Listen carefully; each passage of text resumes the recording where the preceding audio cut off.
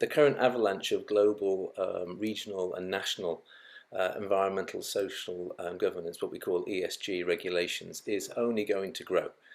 Leadership in all sectors is definitely under pressure to deliver increasingly on ambitious ESG goals. There's a great report, survey by KPMG 2021 called the CEO Outlook that showed that 6 out of 10 CEOs are seeing increased demands from stakeholders to see more ESG reporting and transparency.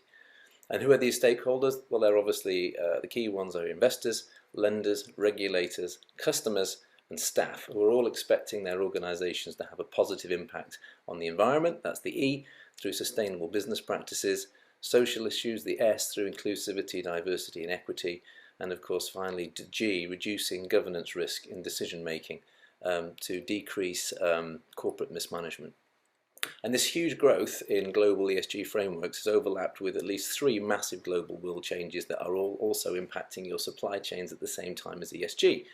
COVID and the policies to design it have impacted global supply chains, plus a global government focus on sustainable recovery, which is a key to the S, which is inclusion and diversity. COP26 ramped up scrutiny on all of the E, environmental, climate change and decarbonisation. And of course, the Russia-Ukraine war, which means not only a focus on Russia sanctions relevant to the G of the ESG, but also impacting again global supply chains for a second time. And these all highlight this really tight relationship between ESG, supply chains and business environments. Russia is the leading global player, as we all know, in oil and natural gas, and the push to green has meant that Europe is now exposed to Russian oil and gas supply restrictions, especially German industrial output, and that can affect your supply chain because your suppliers and the suppliers to your suppliers are all getting impacted. Russia and Ukraine account for roughly 30% of total global wheat exports, and the Ukraine is actually also, not many people know, a massive supplier of some of the key unique minerals, sometimes the only place in the world where they're getting some of the minerals they need for the technological transition from carbon to clean energy. These are going to impact stuff.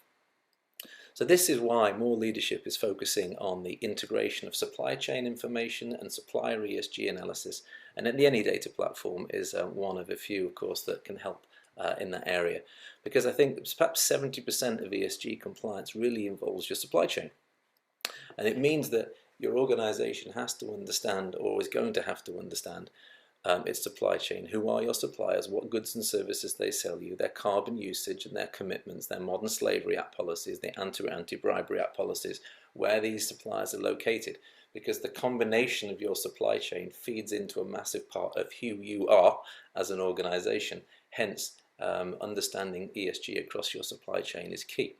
So let me just quickly pick up on a few ways in which clients are converting ESG aspirations into deliverable commitments. Essentially, it's through using innovative tech, which again, innovation scored really lowly on the low on the poll, right? But it's going to be through using innovation tech to understand where they are, how to set targets, and how to measure progress, because failing to do so is going to hit the bottom line.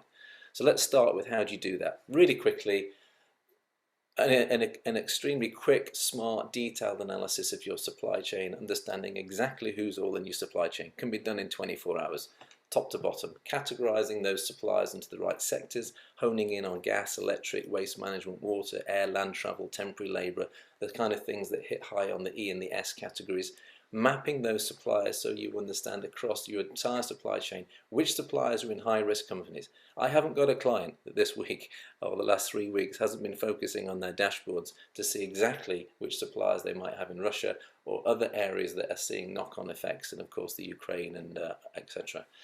And then of course you need to look at ESG analysis. That largely comes through a supplier communication portal where the suppliers fill in the information you need to know from them about their carbon footprint, procurement, sustainability policies, modern slavery, etc.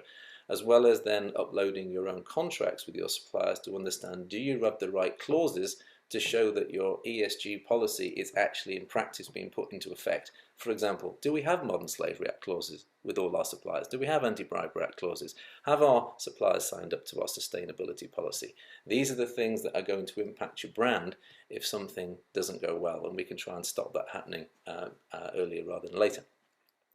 Inbuilt methodologies for scoring the ESG data. and then bringing it all together with automated reporting designed to help articulate to your stakeholders the steps they're taking to address the ESG concerns. So let me just leave you with a couple of takeaways. Number one, ESG is not going away, it's going to get bigger. Number two, how ESG is managed will positively or negatively affect your brand, your ability to raise finance, and importantly, it will also affect your ability to attract new business. Beauty parades are more and more requiring professional firms and other organizations to tell you where you are in your ESG reporting across your business, and it can be a winner or loser kind of issue in a beauty parade. And finally, if you combine it with your supply chain analysis, because you don't actually have a choice, you can also reduce cost, improve cash flow, and improve operational efficiencies, which I noticed were all very high on the poll today. So thank you everyone for listening.